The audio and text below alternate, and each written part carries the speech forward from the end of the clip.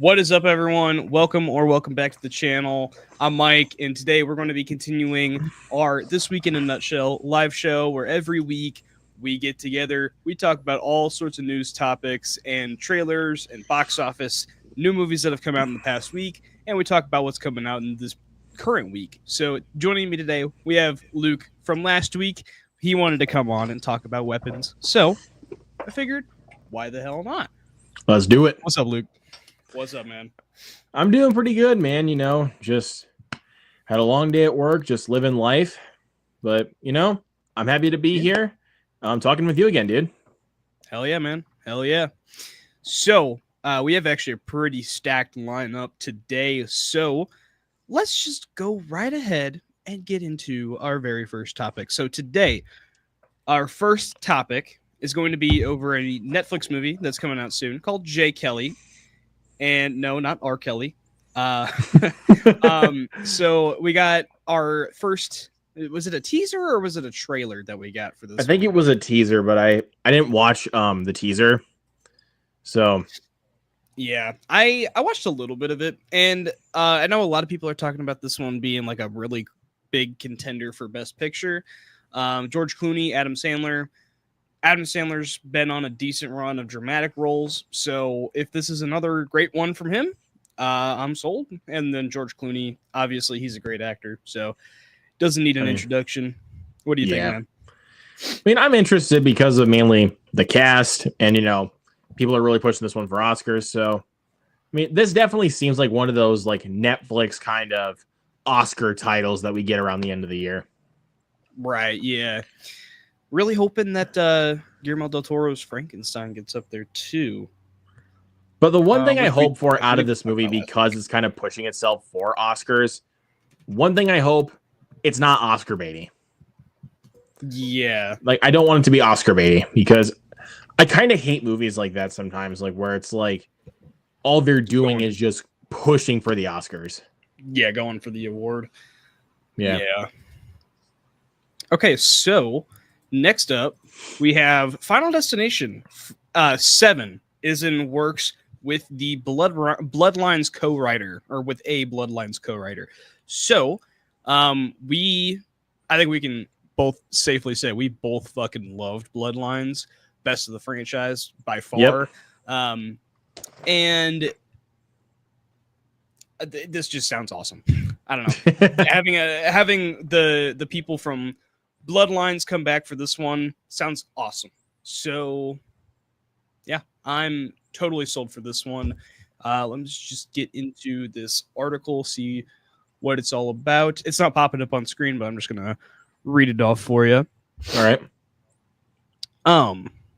So it says here, it turns out death doesn't take a holiday, at least not with box office numbers this good for New Line, which New Line has not been on a fantastic run of box office, but at least hey, you got this, and we're going to talk about another movie from New Line that have come out this year that are both horror related and have done pretty significant numbers. So following the franchise's record-breaking release of Final Destination Bloodlines in May, co-writer Laurie Evans Taylor from Bedrest and Cellar Door, I have no idea what those are, has signed on to pen the 7th installment in the supernatural horror film series that launched in 2000. Let's see. Craig Perry, Sheila Hanahan Taylor, I don't know who that is, John Watts, okay, Diane McGonigal, and Toby Emmerich are returning to produce, with Warren Zide executive producing. So that is a good sign. You have a lot of people coming back for this one. So Final Destination Bloodlines saw a $51 million opening for the which is the best of the franchise, and then globally made $285 million. So that is big for a horror movie. Like, yeah. And also, as it stands right now, the franchise is currently at $983 million globally. So all 6 movies combining together to make that. So this next movie is probably going to push it over the $1 billion mark, which is huge for a horror franchise. So there's no horror franchise I know that has like gone up to that standard, to making over $1 billion. The Conjuring and It I think. Well, both have. the Conjuring and So- It, but I'm saying like, you know, this long running of a franchise that's been going on for about 25 years. This is true. Yeah, this is very true. So, but I think the film Bed Rest that you pointed out earlier, that's a Tubi movie with Melissa Barrera. Oh, that movie. Okay. Yeah, that one's pretty good actually for a movie that's released on Tubi. Okay. It's actually pretty good. I mean, Melissa Barrera, like, she's incredible in it, as she always is. Yeah, she's great in pretty much everything she touches. So, all right. So next up, we have. I think we talked about this last week. We talked about the teaser that we got for Brand New Day, but we also have gotten a ton of set photos and videos that both Tom Holland and Marvel have posted. So, yep, you got this one right here. They were filming. I believe this is a day one shoot. And what a lot of people have been noticing is that a lot of this is practical. So you'll see this one here. This is actually really awesome. He took a picture with a bunch of kids. That was really cool. And this is not usual, but they actually had a ton of people watching while they were filming on set. So that was really cool. Yeah. And like I said, a lot of the effects here are practical. Like they actually had a lot of like practical web swinging where Spidey was, like swinging off of a pole or stuff like that. Like there was a video that I saw a couple days ago where they were like filming something where he's like swinging around a car and he's going like back and forth like on an actual rope. And I was just like, this is already better than what John Watts was doing, and no one can prove me wrong. So I'm actually a lot more excited for this movie now that like everything has come out for this movie, like the set photos, the director, obviously. I'm still a little iffy what they're doing with all of the different characters in it, but the rumors that now the announcement that Scorpion's going to be in it, that maybe Tombstone is going to be in it, whoever Sadie Sink is supposed to be playing, that could be really awesome too. So I'm definitely looking forward to this movie a lot more now. So what do you think, man? I think I honestly agree with you. Like in every single thing you said, like, practical stunt work, the casting choices, what characters they're going to bring in. Mm-hmm. Like, yeah, I do kind of agree that with how many characters they're bringing into this movie might hold it back a little bit. But with all these practical stunt work, which I'm a sucker for practical stunt work. Oh yeah, I think we Like, both are. Yeah. Both of us are a sucker for practical stunt work, but like this kind of practical stunt work for a Marvel movie, fuck yes. Yeah, I mean, you had Destin Daniel Cretton, who did Shang-Chi, did a lot of practical effects here and there. Some iffy CGI, but yeah, there was some scenes that for sure had a lot of CGI, specifically the third act, which I don't love, but the practical effects that were there were fucking awesome. yes. So there's that. We got Cyber Warrior in the chat. What is up, dude? How's it The going? GOAT. Yes, sir. So yeah, I think we're both looking forward to Spider-Man Brand New Day. I know quite a few people are. I'm at least just glad that we don't have John Watts coming back, because holy shit, his shit was getting so old. Next up, Kristen Wiig, not Kirsten, to star with Jonah Hill in sibling comedy called Cut Off, which is also being directed by Jonah Hill. So regardless of what you think of Jonah Hill as a person, he has a lot of really funny movies out there that he stars in. Of course, 21 Jump Street. He's in This Is the End, Superbad, ton of shit that he's in. And Wolf of Wall what Street. was the last movie? Yeah, Wolf of Wall Street. Exactly. Yeah. What was the last movie he directed? Was that We People or whatever that? That was. I don't think he directed You People. You People. Okay. I don't think he directed You People, because I know he directed Mid '90s, which was his first movie that he directed. Right. Okay. That I'll I actually love that fucking movie, so I'll actually go on One of my all-time Letterboxd and fact check it for you. yeah, So 'cause it's he did direct Mid '90s. That's one of my all-time favorites. So if he brings Fantastic that, movie. yeah, if he brings that kind of energy to this movie, I'm there day one. Okay, so apparently he directed this movie called Stutz, I want to say.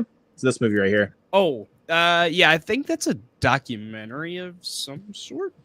I want to say at least. Oh yeah, it is a documentary, because I mean Phil Stutz as himself and then Jonah Hill as himself is what it says on the casting list here. Yeah.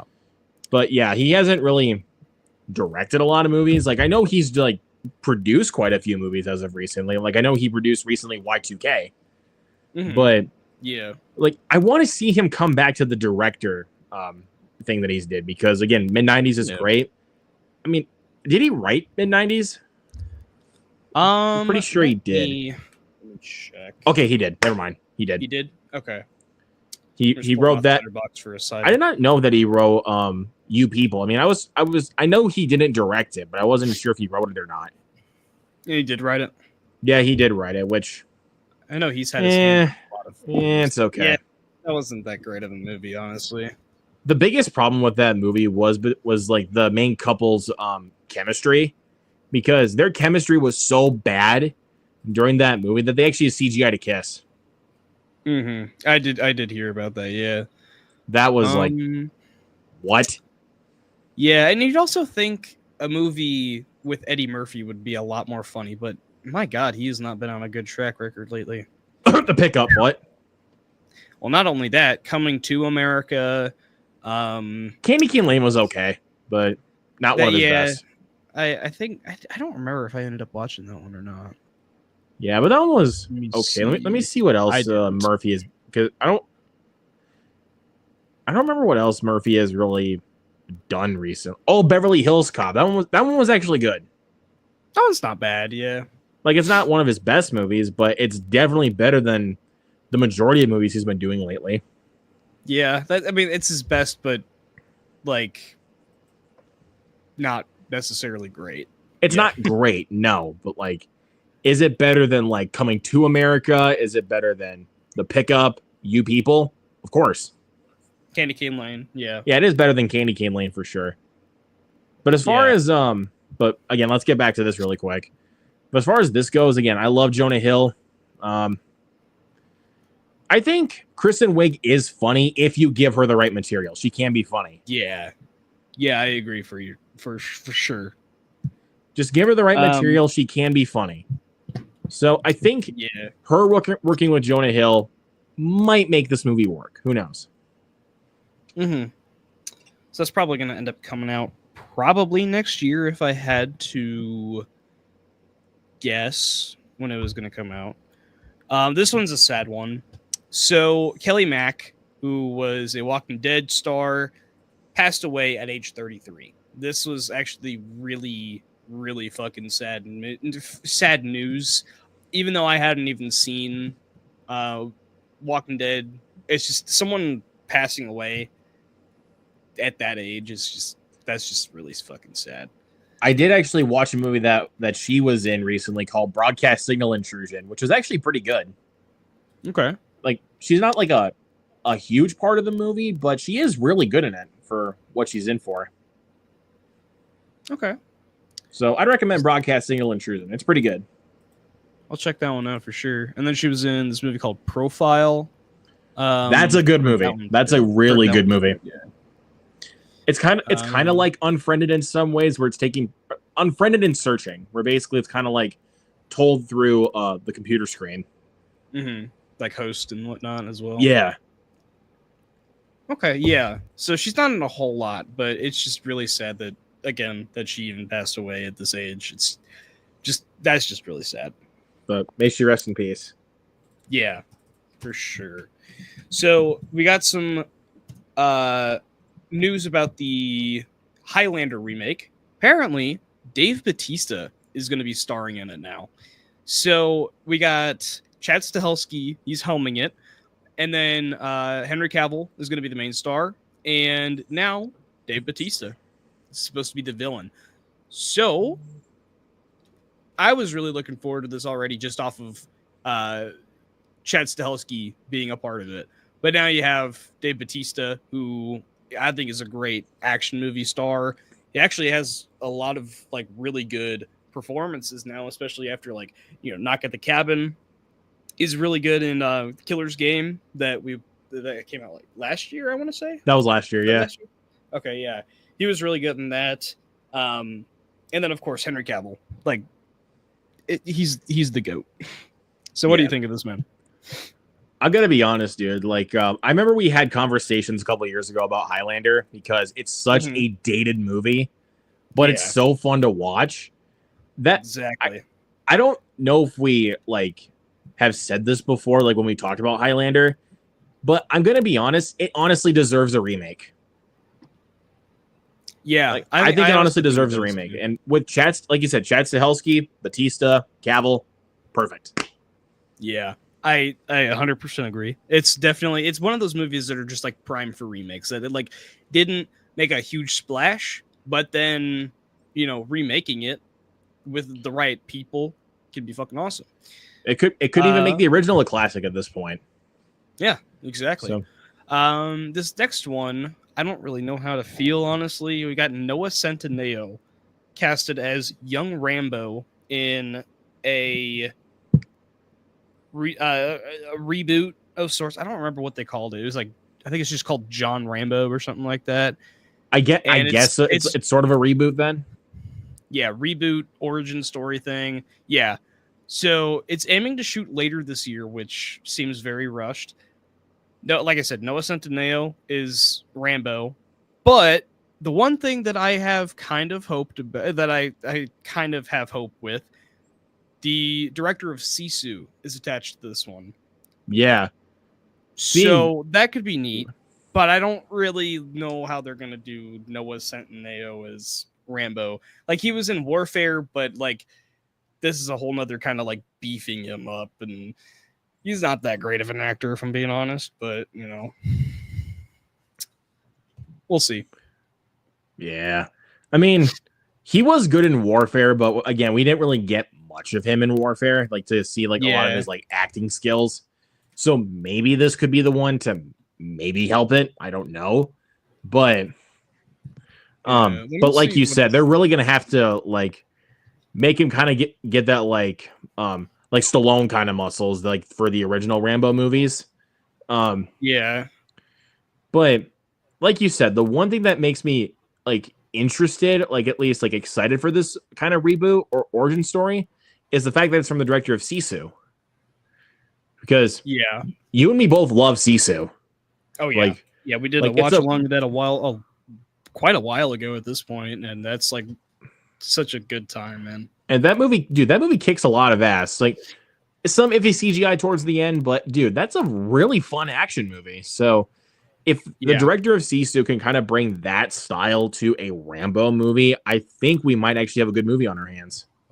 Yeah, for sure.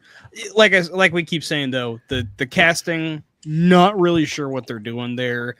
If it was a Sisu movie, or not a Sisu movie, but like just a movie from the director of Sisu, that would have me a lot more interested right there. Not really sure what they're gonna do with Rambo though, because at this point you have a lot that's already there with the character of Rambo. You don't really need to do a whole lot more exploring with him. But one thing they could do though is kind of make it kind of go back to the vibes of First Blood, where it's more dramatic and still have that kind of popcorn entertainment action. But the story, like, and the drama of First Blood, it needs to be like the main focus of this new Rambo movie to actually really make it stand out, because basically, like, don't go like Rambo 2 and 3 route, where basically you're just it's just up watching like a bunch of dumb action and just looking at Stallone's muscles the entire time. Exactly. Like, that's the one thing I don't really like about either of those movies, is that you're just it ups the cheese. you're just looking at Stallone's biceps. Like, so really, it's not. I don't think it's really just that. I think just in general, it's kind of a weird movie to go off of, where you have this, I guess you can kind of say like a Macho Man kind of movie, but it's a drama about a war vet. And then you go into 2 and 3, and it's just like upping the cheese factor to 11. It's just like, yeah, just cheese factor with really dumb action, and then just Stallone's muscles. Yeah, exactly. It's, I don't hate the Rambo franchise. The first movie is easily the best one, though. Incredible. So, yeah, great freaking movie. I really like, I enjoy 2 and 3 for what they are. They're not great.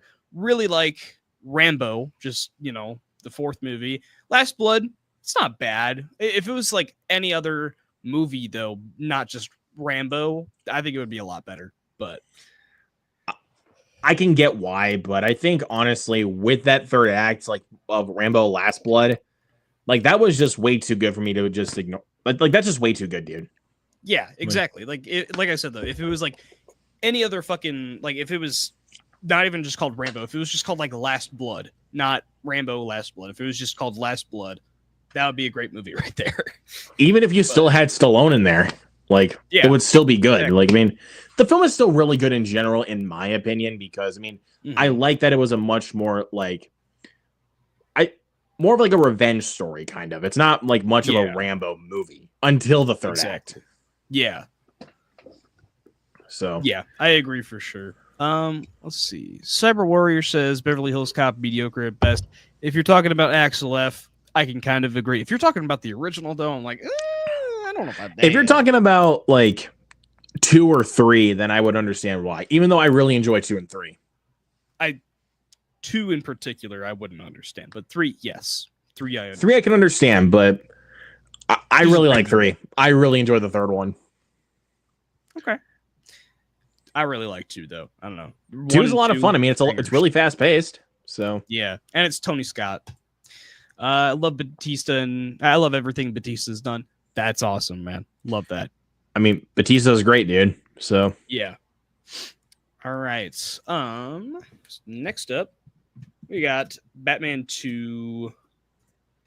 So they have finally announced a couple weeks ago that the script is finished, and now they are looking to start pre-production and then filming next spring. So this is really close. So we could probably see this movie early 2027. I think that would be fucking awesome if we could. What do you think of this one? I mean, you know me, dude. The Batman's one of my all-time favorites, and I think, honestly, I don't know if this is really a hot take or not. It might be.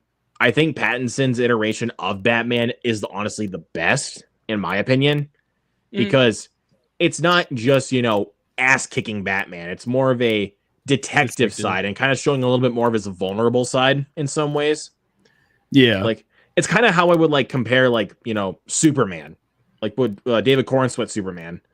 Like, you get a lot of him as the character, like the title character, but you don't get enough of him as the actual person. Like, in this case, it's Bruce Wayne. I agree. Yeah, I think he's the best version of Batman we have, not the best version of Bruce Wayne and Batman as the same person. I think that would honestly go to Ben Affleck. Ben Affleck, hot take. But I would give that to Christian Bale. But I get that, though. I respect that take, man.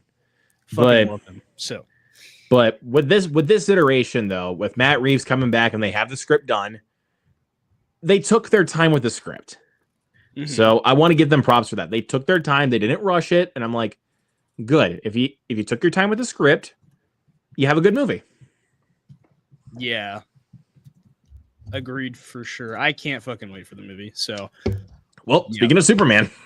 Yep. Speaking of, so James Gunn is supposed to be helming, writing and directing the next super family movie is what they're calling it. So it's like Superman, Supergirl, something along those lines. Because we actually have, the director of Supergirl finished, I guess. So, or in the movie. So I guess it's like, Superboy or whatever the fuck. Like, I think it's one of the Super Sons, maybe. Yeah. It's got to be one of the Super Sons. I don't know if they're really planning on doing this like as soon as possible, because like that would be a little weird if they're doing it now before we even have like, a lot of Superman in, and it's really not that far into the timeline. I mean, we've only got one movie from this new iteration of DC, and that all we got is Superman. So yeah, exactly.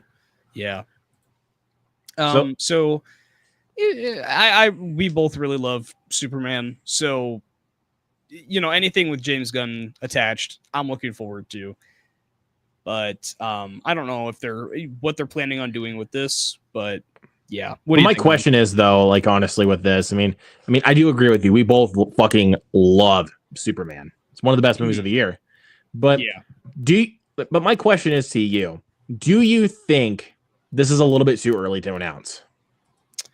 Honestly, yeah, a little bit. I just my thing is I just wish that we could have gotten James Gunn doing his full announcement with, like what he did with like that, chapter 1 Gods and Monsters presentation that he did years ago now, where he announced Superman, Lanterns, the Waller show, Creature Commandos, Commandos? that. Yeah. Yeah, like everything there. So I kind of just wish that you could have done that at Comic-Con or at San Diego Comic-Con, announcing stuff like this, because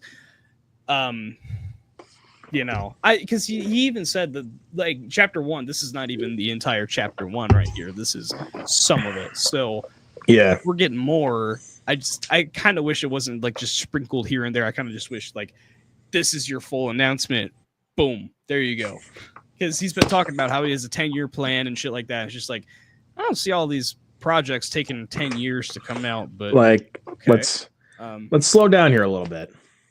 Yeah, but yeah, I'm looking forward to it just because it's James Gunn Superman, and James Gunn knows how to handle these characters. So Yep. I'm looking forward to it. Let's see. So Exit 8. This is some sort of VR game, I believe, and Neon picked it up for distribution to make a movie. So I don't really even know what this is necessarily, but I guess it's some sort of Japanese horror game, and it's being adapted into a movie now. So this seems pretty cool.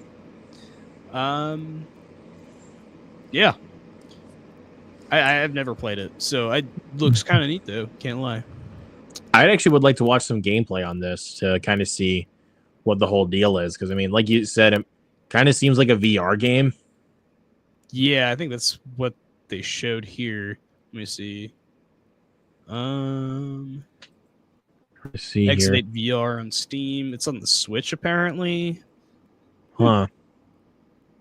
Yeah, that's I might interesting have because if they were to do like a movie based on a VR game, I actually would like to see them do it in like a kind of first person point of view. Something like Hardcore Henry, Mm-hmm. where like you're watching it and it's in the first person point of view. Like you're the one wearing the virtual reality goggles. So. Yeah. Let me look up Exit 8. Let me see what this premise is, because I don't even know what the fuck it is. Okay, so from the looks of it, it kind of seems. 8. Sorry. Okay, let me see. The Exit 8 is a short walking simulator game where the player is trapped in an endless underground passageway and must find the exit by identifying and reacting to anomalies. This game is inspired by liminal spaces, backrooms, and Japanese underground passageways. Okay. I was about to say, it kind of seems like one of those cases where it's like you're trapped in the subway. Yeah, that's what it seemed like. Interesting. Yeah. I don't know. Let's just see. I'm gonna just look this up and add it to my watch later.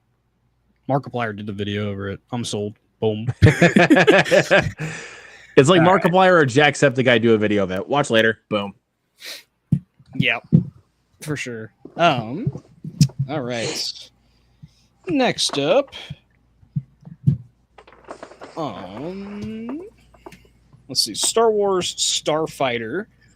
We got the announcement. Matt Smith from the hit movie Morbius is gonna be in this fucking movie. Oh Lord! It would have been better if you said hit movie Last Night in Soho. I forgot he was in that movie. He is in that movie. Yeah, I mean, yeah. Well, he's gonna be in a hopefully upcoming hit, Caught Stealing. So. Mm-hmm. Yeah. If I can even find where it's talked about Matt Smith, but okay, here. So Matt Smith is going to be the villain, which Morbius vibes. Anyway, can we get another scene where can we get another scene where he dances in front of a mirror, please? Exactly.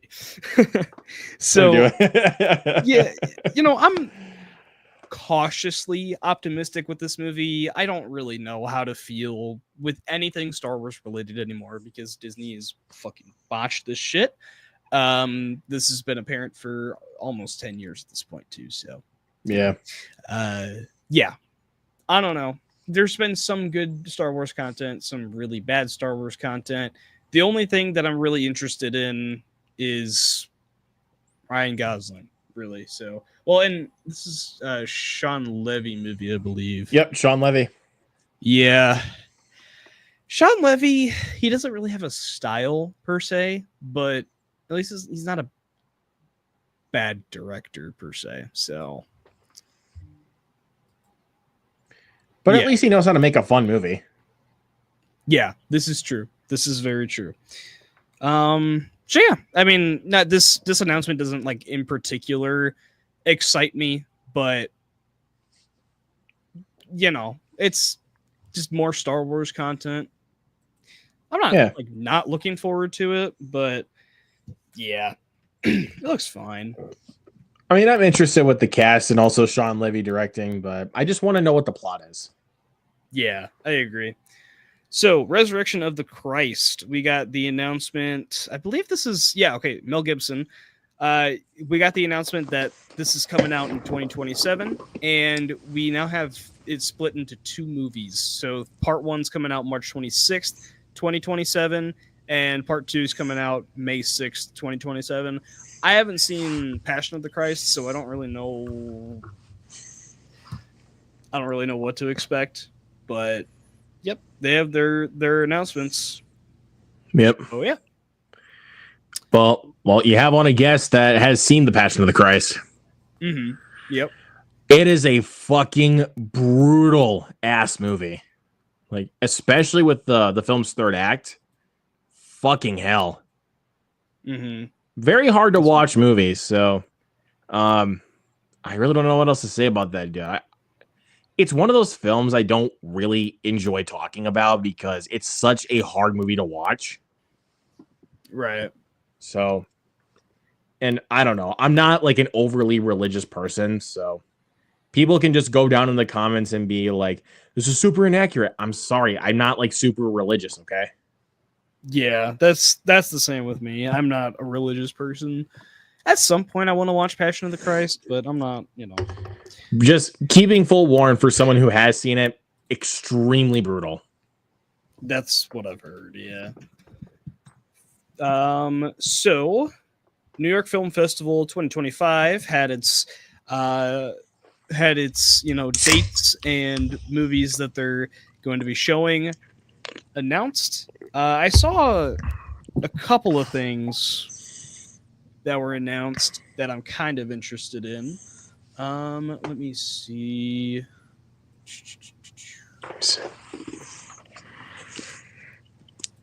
Okay, so let's see.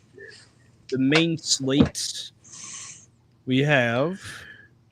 I see they got Jay Kelly in there. Yeah, Jay Kelly, it looks like, is going to be in there. We have If I Had Legs, I'd Kick You. That's going to be showing there. Heard about that one? Oh my god. What? Chat is being bombarded by fucking trolls today. What's up, Cam? Hey, Cam. What's up, dude? So yeah, Jay Kelly, like you said. Park Chan-wook is making another movie called No Other Choice. That's going to be there. It was Just an Accident, which won the Palme d'Or, which is cool. All right. Joaquin Trier is having another movie there called Sentimental Value. That's cool. All right. The Bradley Cooper movie that we talked about, I think last week we talked about. Yeah, we did. Called, talked about it last week. Yeah, that's going to be there. Yeah, a ton of shit is going to be there. Definitely looking forward to those. So, Yeah, not a whole lot to talk about there, though. So then we also got a couple updates on TIFF stuff. So Charlie XCX has something that's premiering there. And then Ethan Hawke and Steve Coogan also have things that are premiering there. So that's cool. Nice. Looking forward to those. I think I actually heard of... I think one of my friends said that they ended up seeing the Ethan Hawke movie at some sort of like advanced screening. I don't remember what the fuck it was even called, but it was some like premiere screening that he did in Chicago. So that's cool. I think that's what the movie is. Not entirely sure. But yeah. So what do you think, man? Just both of these film festival things, just cool lineups. Yeah, cool lineups. I mean, we'll just see if the films are any good when we actually get to see them. Right, yeah. I'm just really looking forward to seeing what people are going to think of these movies. Yeah. Okay, so okay, I'm hearing different things about this. Okay, so never mind. This is what I've been hearing. Okay, so James Mangold and Timothy Chalamet are making a heist movie together, and it's something to do with motocross. These guys just teamed up to do A Complete Unknown. Yeah, they just did Complete Unknown, and now they're doing this movie, which sounds fucking great. I love heist movies, so yeah, looking forward to it. Yes, what about sir. you, man? I love To Complete Unknown. I mean, Mangold and Chalamet working together again. I mean, winning combination already. Exactly, yeah. So, I mean, yes, dude. I mean, like you said, it's not like motocross kind of stuff, and it's like a heist movie or something. Is that what you said? Mm-hmm. Yeah, motocross heist movie kind of reminds me because I was just watching it earlier. Place Beyond the Pines. Hopefully, it's something like that. I don't know. We'll see. Yeah. All right, time to look at Box Office Mojo. What have we got this week in terms of the box office? So, this weekend, Weapons came out and grossed $43 million domestically. So this is fucking great. Great for this fucking movie. Good shit. Let's take a look at the worldwide gross really quick. Worldwide, let's see. Worldwide. Holy shit, dude. What do we got? 71 million. Holy shit. That is awesome for a horror movie. So, we had Final Destination doing pretty decently earlier this year. You had Sinners do fantastically as well. So, dude, this is just another fucking win for New Line and horror. Fuck yeah, dude. Yeah. Trolls, you guys are just going to keep hitting. Yep. Ban the hammer. Looks like Superman hitting that billion mark. Yeah, Michael. We told you about this many times there, buddy. Yeah. Oh, fucking hell, man. But yeah, we'll talk about that later. Yep. So Freakier Friday also hit this past weekend. Worldwide, it's sitting at 43 million. Domestically, it did 28. Not bad at all. Yep. My theater wasn't really all that packed when I went and saw it, though, because I saw it on a Thursday night. It wasn't really all that packed. Yeah, mine wasn't really either, and I saw it on a Saturday afternoon, so it wasn't. It was really just like a crowd of people, so it was not a whole lot of people. Fantastic Four in third place, dropping another 59%, so not great. Not great, but didn't we talk about this last week with that whole fiasco of people just like going so overboard about the film's box office record? Yeah, but they were also going off of like a Friday to Friday thing, and of course, opening night is going to be your biggest night. So then going to the next Friday, it's not going to be nearly as big. So, Exactly. It's not really much of a cash grab movie. It is a rehash, but it's not a cash grab, really. I mean, to be fair, it's for nostalgia's sake, and it hit all the nostalgic beats for me, so it did it successfully. So I wouldn't really consider it like a cash grab movie. Yeah. But if we're talking like fucking even though I enjoyed it, I would say Lilo and Stitch. If we're talking like that, that's definitely a cash grab. Yeah, that's for sure. Yeah. I mean, I really enjoyed Lilo and Stitch, but that is definitely a cash grab for sure. Yeah. So let's check the worldwide for Fantastic Four. Not terrible. 435 million. Yeah, that's not too bad at all, honestly. Because wasn't the film on a $200 million budget? I want to say it was like 225 or something like that. So still not terrible. Yeah. It hasn't quite hit the profitable mark, but still not terrible at all now. Yeah. Bad Guys actually doing pretty fine with the 50% drop. That's not bad For at its all. second weekend. Yeah, that's actually pretty damn good. Yeah, that's not bad. Naked Gun, also not too bad with a 50% drop, 8 million, down to 5th place. So yeah, pretty decent weekend for the box office, honestly. The unfortunate thing is for my theater, they might be pulling Naked Gun this week because it hasn't been doing too well for them. Shit, okay. But we'll see that one more time, man. I'll try to, but I'm not guaranteeing anything because we're going to talk about one movie that's coming up this week that I'm probably going to see Thursday night. Right, yeah. So yeah, Superman's still holding in there in the top 10. Jurassic World Rebirth. F1. This one actually had something that I wanted to write down. So I believe this was the last week that it was officially showing. Actually, no, I take that back because it was just re-released in IMAX. So it could be making more money. It has hit $560 million. So this is the highest grossing original movie of the year now. That's awesome. Crazy. Yeah, that is fucking But awesome. You know what? For that movie alone, fuck yeah. Yeah, it's a fucking great movie. So I don't know, man. It's honestly, I'm going to be completely honest with you, Mike. It's one of those movies, the more and more I think about it, the more I like it. Yeah. I mean yes, the runtime is still a little grating a little bit with the runtime. Yeah. But it gets better every time I think about it because it's like it reminds you a lot of Top Gun Maverick and like why you went to the theater to see that. Yeah, and I agree with you. It's a little long. It's also got some, pretty repetitive things going on in it, but not that it's bad at all. So I mean, even if it is repetitive, like there are times where it will grate on my nerves, and then other times where it's like, I'll let that slide. F1 was like, I'll let it slide. Yeah. And I think we talked about it last week, but I Know What You Did Last Summer, and it ended up hitting $60 million worldwide. We're getting a sequel, so yeah. Unfortunately, I think we might have said this last week, but I think you might have told me that we might be getting the same writer, but you might be taking the criticisms for it and make a better script. Yeah, but if that's not the case, she seems to have been taking it like pretty well. So yeah, which is good.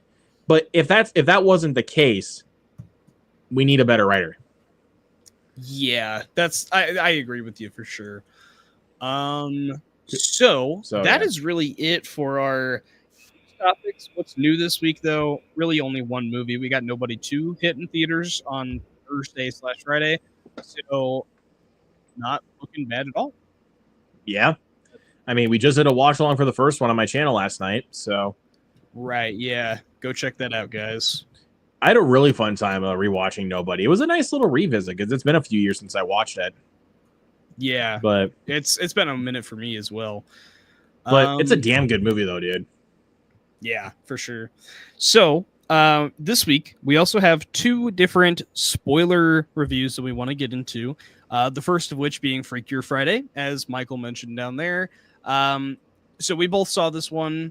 I think we both really enjoyed it. Honestly, it's not bad at all. I didn't love this movie. I didn't hate it. Like I didn't think it was like one of the best of the year. I liked it. It's good. Yeah, it was fun. It wasn't bad at all. And I'm with you. It's not one of the best of the year by any means. I wouldn't call it great by any means, but it was a lot of fun.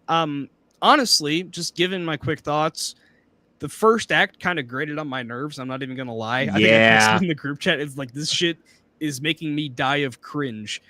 But I had to go use the bathroom. And she's like, "Holy fuck."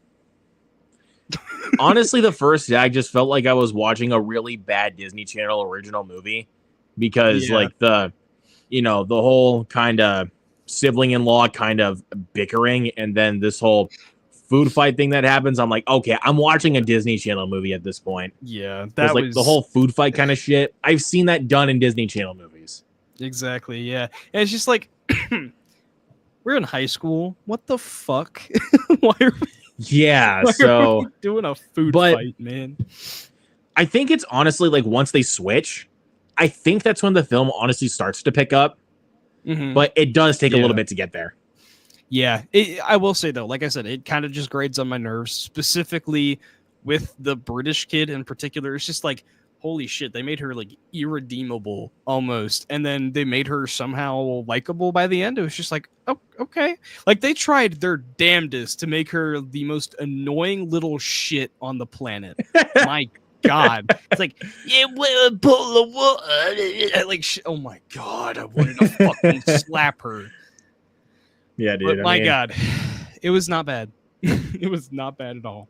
Yeah. And Lindsay but- Lohan and Jamie Lee Curtis just like slipped right back into the role. They're freaking great. But yeah, like once they switched though, it took a little bit of getting used to with like, you know, the whole like different swaps. Like, you know, Mhm. where the daughters are basically fuck,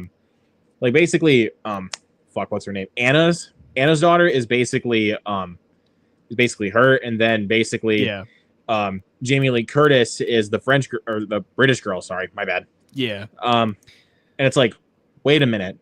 This is at times it was kind of reminding me with Jumanji: The Next Level. Like, you remember that part in the movie like where they just like swap all the characters? yeah. I do remember that. Yeah, Like, it kind of reminded me of that in some ways, but they did it better with this movie because it actually made a bit more sense, if you could say. yeah. So I will say though, it makes sense with Anna and her daughter switching, but the British kid and Jamie Lee Curtis, I didn't really Tess. understand that. Yeah, Tess, that I didn't really understand what the point of that was. But like, you know, by the end they have like a sweet little thing going on where they're cool with each other. It's just like, well, I didn't really see the point of them swapping because they didn't have a whole lot to go off of each other. I thought it would be more interesting had they done the dad and the daughter and the British dad and the daughter and do that and then look up to Tess and see like, what the hell do we do, man? And it's just like, I think that would have this is made what more happened sense last time. Yeah, but you know what? It's, you know, at least you got Jamie Lee and Lindsay Lohan doing this shtick again, so that's good. Yeah. But yeah, we both didn't hate it when we were not really looking forward to it. So, you know, I was more looking fun. forward to it after the teaser because the teaser actually won me over. yeah. But the and then second the trailer, I was special like, trailer, ooh, yeah. this is kind of, Yeah, exactly. Lindsay has two daughters and switches body with one. Jamie switches with the other daughter. Is that what happens? So Yeah. it's, Lindsay has her daughter, and then her fiance's daughter switches with Jamie Lee Curtis. Yes. But well, since we're kind of talking spoilers about this movie anyway, so Mhm. the scene like when they actually had, it's towards the end of the movie, like when they had Pink Slip come on stage, I was That like, was awesome. this was a nice was trip down memory lane, and they played Take Me Away. I'm like, dude, Yeah. thank you. Yeah, I was sitting there with my mom, and she's like, "Oh my God, it's that one song."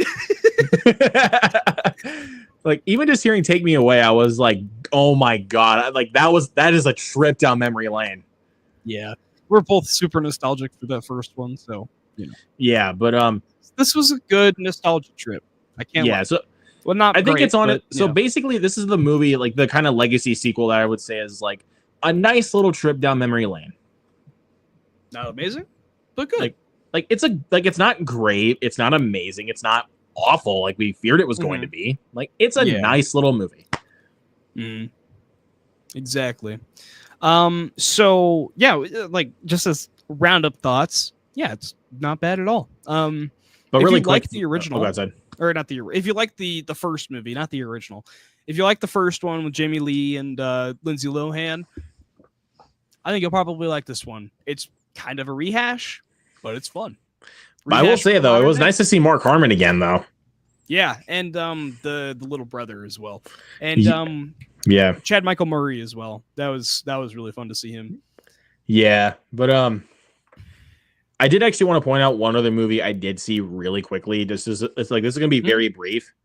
It's a little Angel Studios movie called Sketch that I went and saw. Okay. Yeah, I saw the trailer for it. I didn't see it, but it was pretty good, honestly. Like, it's nothing special. It's nothing like amazing. It's a pretty good little movie that families and kids can go see. Mm-hmm. Like, but it's a really cool premise, though. Like, basically, a kid's like bunch of drawings basically fall into this pond, and then they all come to life. So it's an interesting premise, but also there was quite a few things in that movie that I was surprised they got away with a PG rating. Like, there's some really good dark humor, and they also do curse a couple times. Like, there's 2 times where they use the word dumbass. Nice. Well, because nice. I'm actually gonna say, to be fair, they did use that a little bit in Star Trek 4, where it's like, get out of the way, dumbass. Well, dumbass to you too.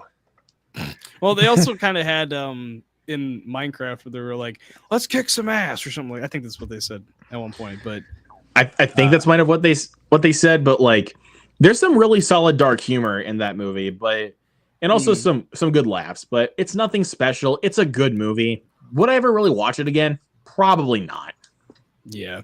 I ended up seeing the trailer at one point for it, and I thought it looked fucking horrible. And then it was like getting all of these like awards from different festivals, and it's just like, what the fuck? This movie looked terrible. What?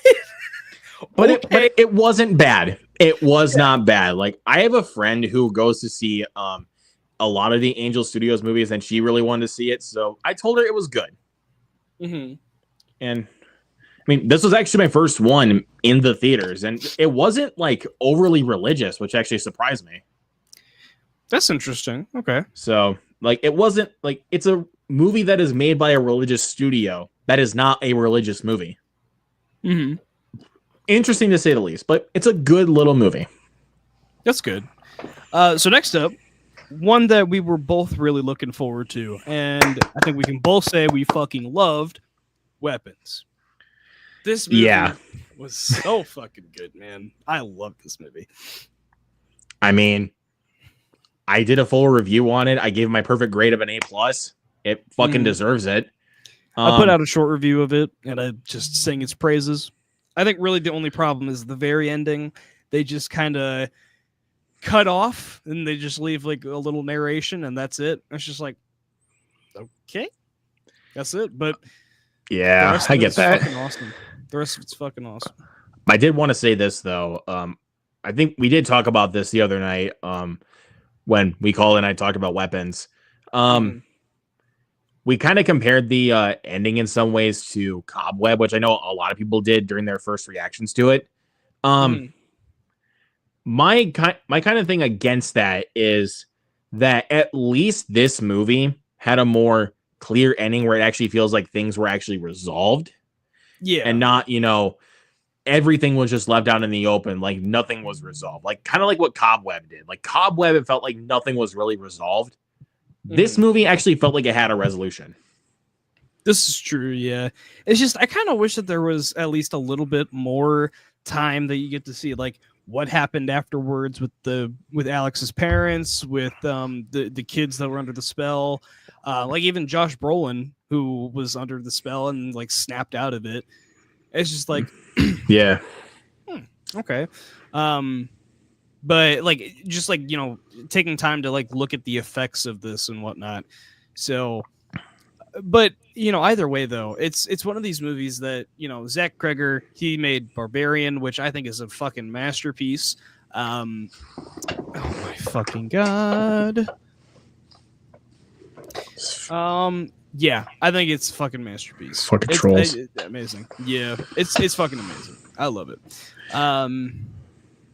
I also think this movie was incredible as well. It's got the perfect structure where it's. I heard one of my friends was saying earlier that it kind of reminded him of like the structure of Magnolia, and I was like, holy shit, yeah, you're kind of right there. Yeah. So it's like, get that structure where it's following a different character in each chapter. There's like 6 or 7 chapters, I want to say, something like that. And yeah, you get to follow each of these characters, see what they're doing with this disappearance of these kids in this classroom.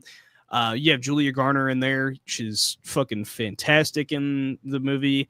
You have Josh Brolin in there as well. He's incredible. Benedict Wong, Amy Madigan, all great. You have a really good child performance as well. Alden Ehrenreich, he's freaking fantastic. Yeah, this just made me laugh. Thanks, Cyber Warrior. You my goat. Yeah. Yes, sir. Yeah. So Alden Ehrenreich, like you said, great. All of the characters feel flawed, but they also, they have their things with them that all make them feel relatable, that you want to see on screen. There's all of these people that you want to see. Yeah, it actually explored. like you said, they're like all flawed people, but it actually feels like we're watching real people. Like they're not like perfect people in the slightest. Like they all have their flaws about them. Like in particular, the first chapter that we see of this movie, which revolves around Julia Garner's character, like because of everything that's going on, like she's basically becoming an alcoholic. Yeah, exactly. I mean, she has a past as well, as the movie is kind of saying. It's kind of like where they how do I say it? They kind of tell you about that. They don't necessarily show you how that actually all happened. But one thing I will say, they also kind of show it with Alden Ehrenreich, and having known Julia, they kind of have a past together. Or not Julia Garner, they have a past together. So yeah. What were you gonna say though?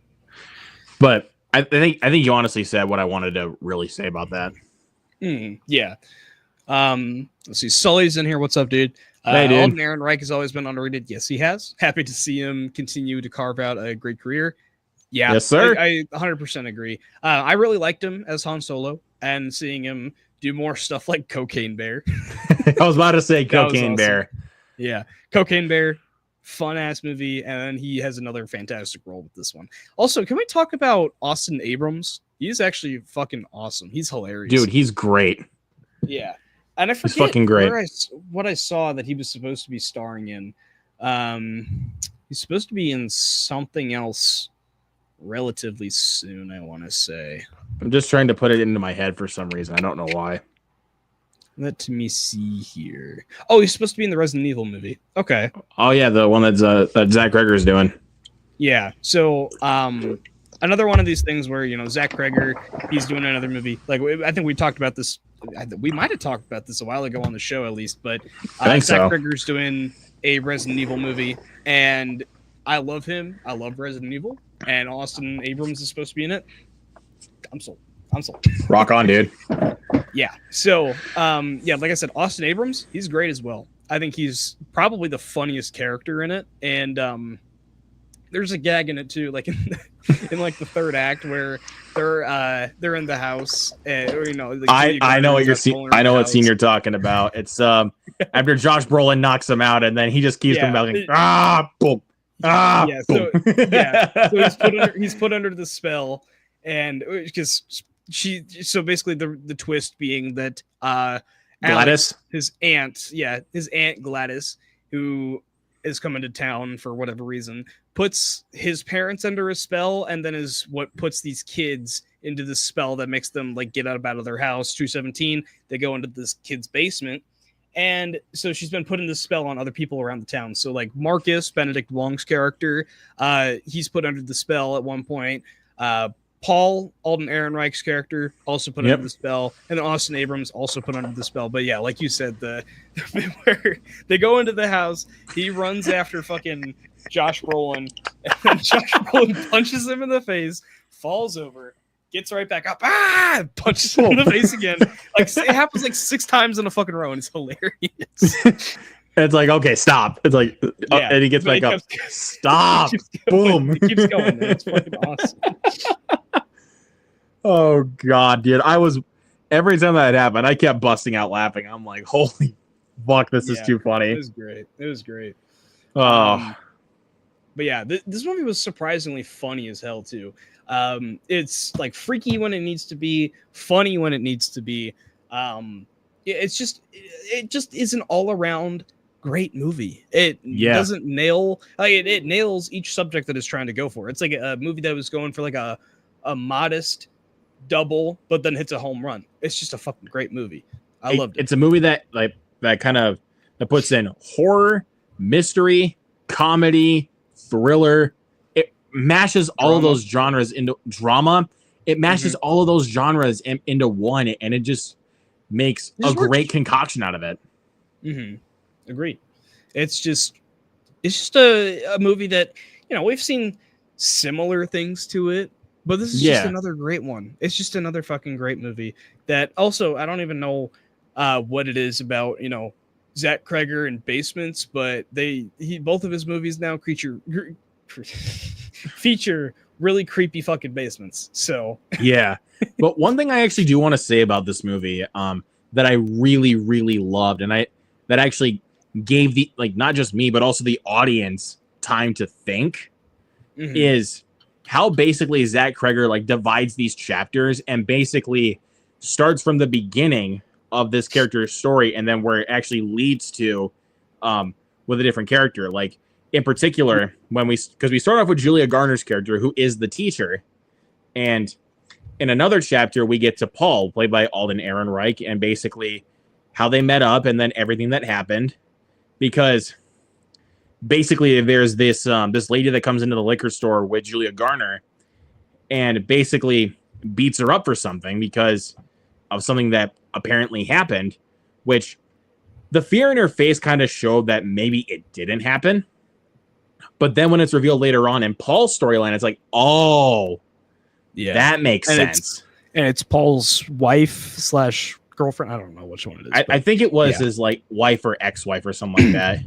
Yeah. But like once that happens, I'm like, that makes a lot more sense, because my buddy Justin put this perfectly. Like when we left the movie, like you gotta have the movie, like you gotta give the movie time to like cook and just like, you know, let everything like, you know, simmer. So that way you can actually understand like everything that's going on, like once everything is revealed.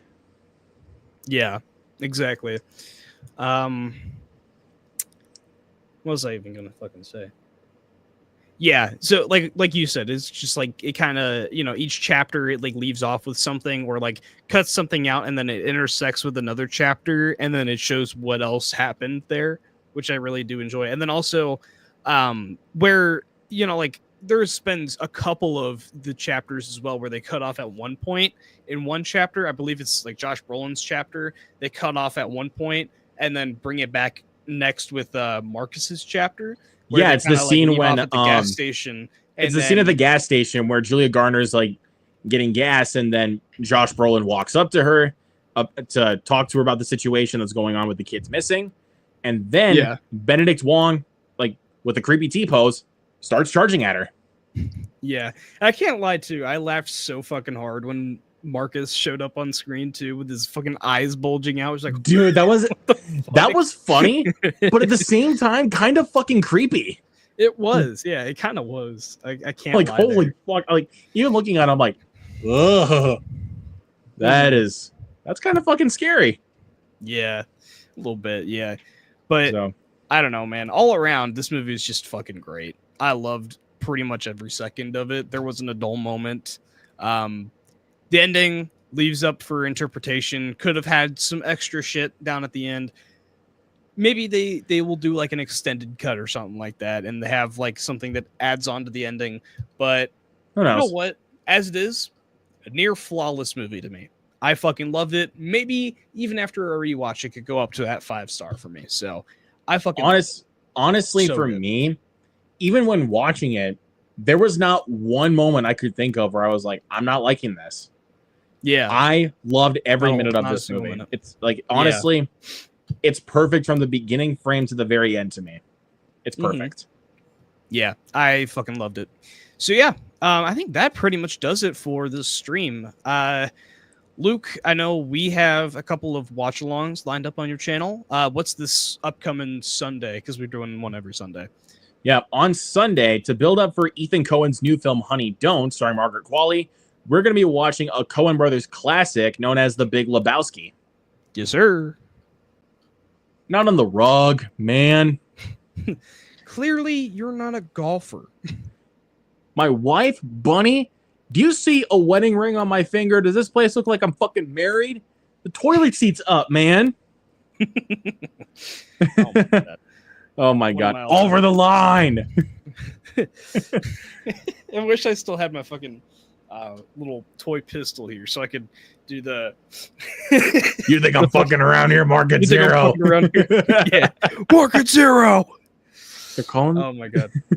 Walter, put the piece away. Well, that's just like your opinion, man. Nobody calls me Lebowski, okay? I'm the dude. I'm the dude. Oh my God. Is this your homework, Larry? So many quotable lines out of that movie. So We're gonna be quoting that movie the whole time. So yeah, stay tuned for next Sunday, guys, because me and Mike are gonna Yeah. quote the shit out of the Big Lebowski. Go watch it. It's about to be a banger. Yes, But sir. anywho, I cannot wait to do that one, man. yeah. Anywho, stay tuned for that stream as well as any other stream that Luke has down the pipeline, and also look out for next week's episode of This Week in a Nutshell, where we're going to be talking about Nobody 2. I'm not really sure who I'm going to have on, but we're probably going to have some news topics to talk about as well. Maybe not as much as this week, but hopefully we do. So yeah. Anyways, sir. hope you guys enjoyed this stream, and we will see you guys